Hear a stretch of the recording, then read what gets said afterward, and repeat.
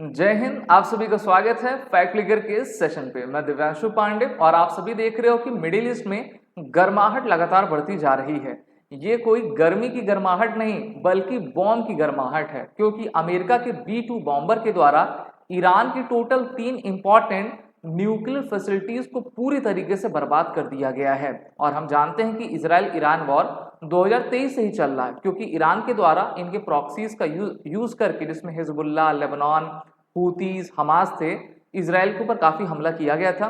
Israel भी लगातार अभी कुछ दिनों से ईरान के ऊपर बम्बार्टमेंट कर रहा था और अमेरिका भी अब इस युद्ध में कूद गया है। अमेरिका के द्वारा ईरान के 3 न्यूक्लियर साइट्स, जिनका नाम फॉर्डो, नातांज और इस्फान है, उसको आपका टारगेट किया गया है। और इसी बीच अमेरिका के प्रेसिडेंट डोनाल्ड ट्रंप ने ट्वीट करके ये जानकारी दी कि we have completed our very successful attack on the 3 nuclear sites in Iran, including Fordo, Natanz and the Isfahan. All planes are now outside of Iran airspace. A full payload of bombs was dropped on the primary sites, Fordo. All planes are safely on their way home. Congratulations to our great American warriors. There is not another military in the world that could have done this. Now is the time for peace. Thank you for your attention in this matter. यानी कि एक तरीके से आप कह सकते हो sarcastic वे में कि इनके द्वारा एक पीसफुल बॉम्ब को ईरान के ऊपर ड्रॉप किया गया है। और ये अब आगे कहते हैं कि अब पीस होनी चाहिए, किसी भी तरीके का युद्ध नहीं होना चाहिए। और इन्होंने ईरान को भी वार्निंग दी है कि अगर अब आपने एक्सेलेरेट करने की कोशिश की तो हम आपके ऊपर इतना भयानक हमला करेंगे कि उतना भयानक हमला हिस्ट्री में कभी ने किसी के ऊपर नहीं किया हो। वर्ल्ड का अगर हम पर्सपेक्टिव देखें इस अटैक पर, तो United Nations condemns US strikes on Iran. America को आप सभी जानते हो वर्ल्ड का दादा बनता है, क्योंकि इनकी इकोनॉमी तो अब कहा जा रहा है कि 26 ट्रिलियन यूएस डॉलर से भी आगे बढ़ गई है। और जब आपके पास पैसा होगा, शक्ति होगी, तो आप अपना हंटर सभी के ऊपर चलाते हो।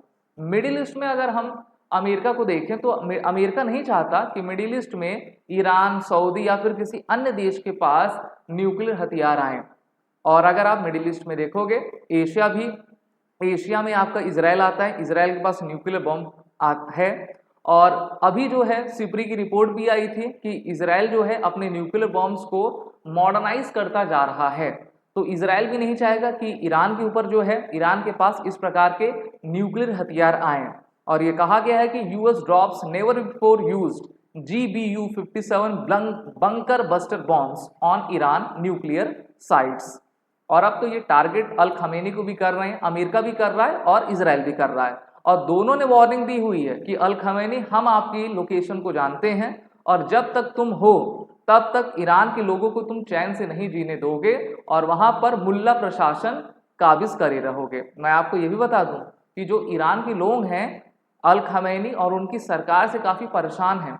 ईरान की जो ईरानियन रिवोल्यूशनरी गार्ड्स हैं उनसे परेशान हैं, और मेनली महिलाएं वहाँ की, क्योंकि वहाँ पर उनको स्वतंत्रता पढ़ने लिखने, मेनली पढ़ने लिखने की तो दी जाती है लेकिन पहनावे की नहीं दी जाती है, और बहुत सारी आपकी रिस्ट्रिक्शंस रहा करती हैं।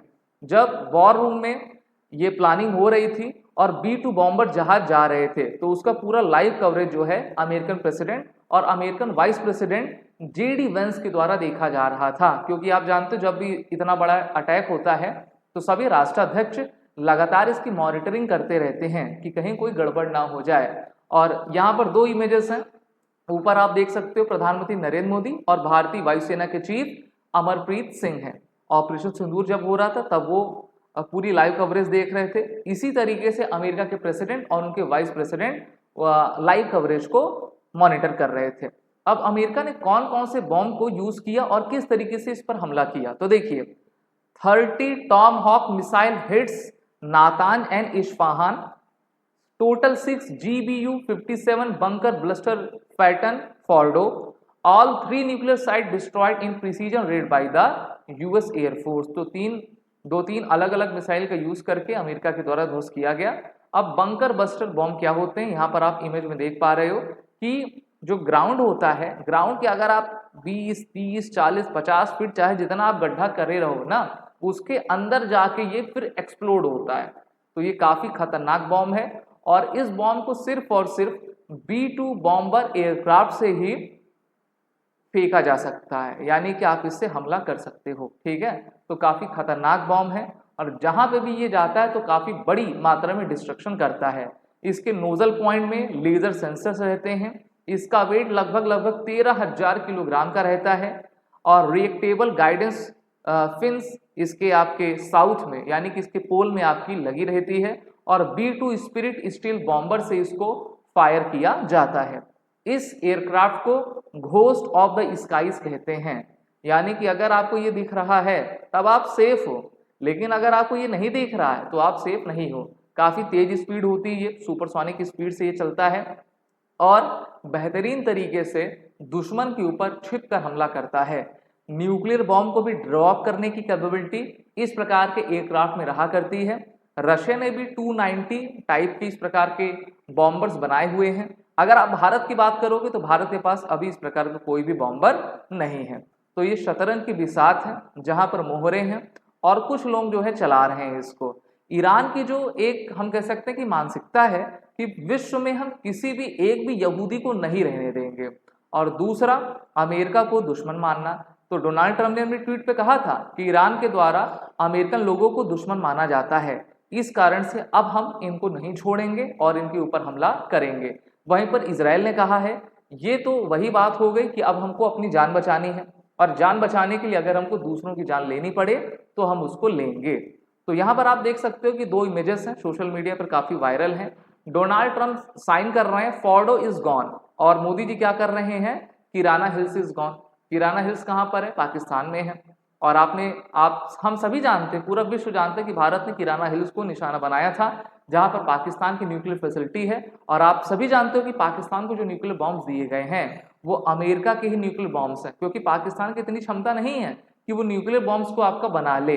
अमेरिका की फैसिलिटी और भारत ने पाकिस्तान की जो टोटल 11 साइट्स को निशाना बनाया था उसमें जैकोबाबाद और नूर खान एयरबेस अमेरिका के द्वारा ही बनवाए गए थे। तो यहाँ पर आप देख सकते हो कि पाकिस्तान ने ईरान की पीठ में खंजर डाल दिया, क्योंकि कुछ दिन पहले ही पाकिस्तान का जो आर्मी चीफ है, फील्ड मार्शल है, वो आपके अमेरिका में गया हुआ था और दोनों देशों के बीच में बात हुई है कि अमेरिका किसी भी तरीके से ईरान को सपोर्ट ना करे और अगर अमेरिका चाहता है कि वो पाकिस्तान के एयर बेसिस का यूज करे तो पाकिस्तान उसको करने दे।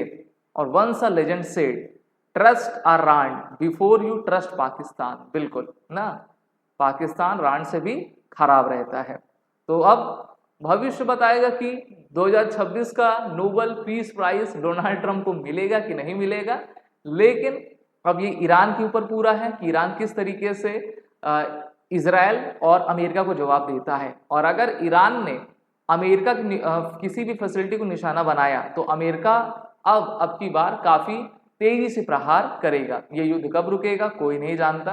हम तो यही चाहते हैं कि शांति स्थिरता बनी रहे और मेनली ईरान में जो है रेजिम चेंज हो, लेकिन वो रेजिम चेंज किसी भी प्रकार से वेस्टर्न लेड सरकार की ना हो।